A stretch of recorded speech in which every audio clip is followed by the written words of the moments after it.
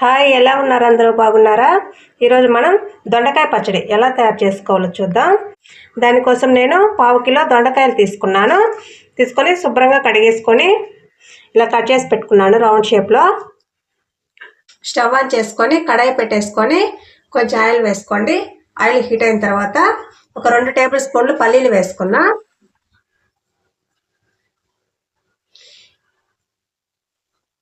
పల్లీలు వేగేటప్పుడే దీంట్లో పచ్చిమిర్చి వేసుకున్నా. నేనైతే 15 పచ్చిమిర్చి తీసుకొని కట్ చేసుకున్నాను. మీకు కారానికి సరిపడా వేసుకోండి. పచ్చిమిర్చితో పాటే పల్లీలు కూడా వేగిపోతాయండి. ఇప్పుడు దీంట్లో కొంచెం కొత్తిమీర వేసుకున్నా. ఇవన్నీ ఫ్రై చేసి వేసుకున్నా. ఇవన్నీ ఫ్రై అయ్యాయి కదా, వీటిని తీసి ఒక గిన్నెలో వేసుకున్నా.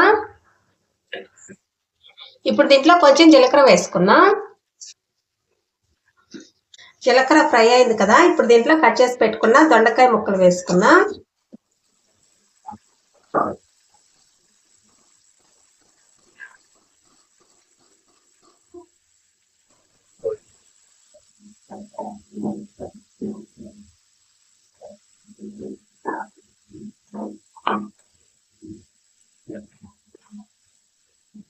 దొండకాయ ముక్కలు మూత పెట్టి ఫ్రై చేసుకున్నా. ఇవి బాగా వేగాలండి, వేగకపోతే టేస్ట్ అనేది అసలు బాగుండదు.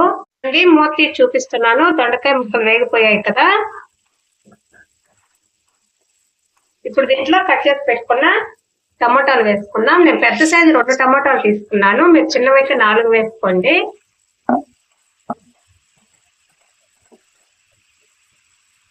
దీంట్లో కొంచెం చింతపండు కొంచెం వేసుకోండి. ఎక్కువ వేసేసుకుంటే పుల్లంగా అయిపోతుందండి.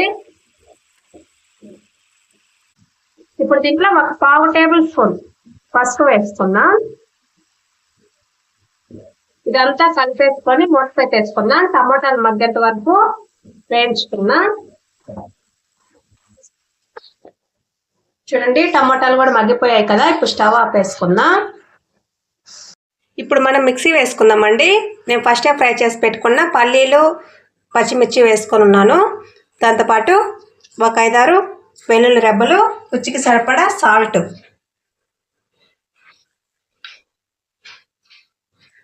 వేసుకొని దీన్ని ఒకసారి గ్రైండ్ చేసుకున్నా. చూడండి, ఇలా గ్రైండ్ చేసుకున్న తర్వాత ఇప్పుడు దీంట్లో ఫ్రై చేసి పెట్టుకున్నాం కదా దొండకాయ ముక్కలు, అవి వేసుకుందాం.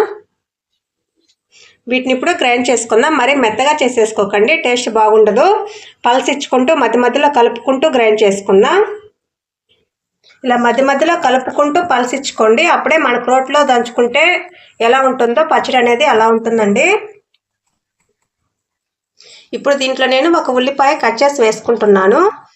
ఉల్లిపాయ అందరికీ నచ్చదండి, మీకు ఇష్టమైతేనే వేసుకోండి, లేకపోతే స్కిప్ చేయండి. దీన్ని ఒకసారి గ్రైండ్ చేసుకుందాం.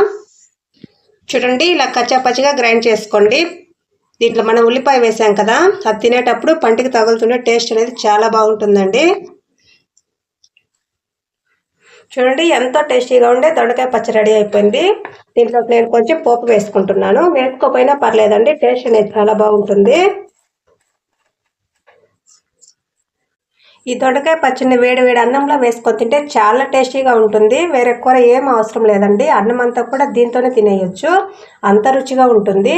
మీరు ఖచ్చితంగా ట్రై చేయండి. ట్రై చేసి టేస్ట్ అనేది ఎలా ఉందో మా కామెంట్ బాక్స్లో తెలియజేయండి. ఇలాంటి మరిన్ని వీడియోల కోసం మా ఛానల్ని సబ్స్క్రైబ్ చేసుకోండి. Thank you.